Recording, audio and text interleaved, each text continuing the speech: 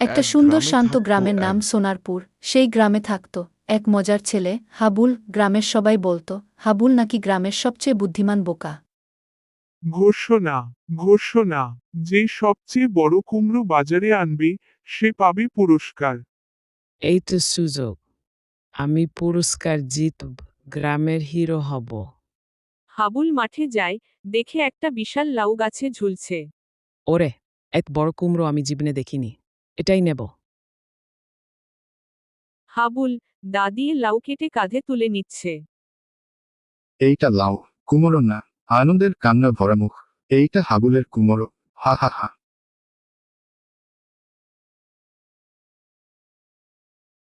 হাবুল, তুমি ভুল করেছ, কিন্তু সাহস দেখিয়েছ।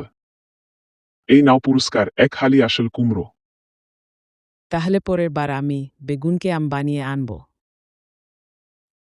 এই গল্প থেকে আমরা শিখলাম, ভুল করলে লজ্জা নয়, চেষ্টা করলেই কিছু না কিছু পাওয়া যায়। ধানের আটি।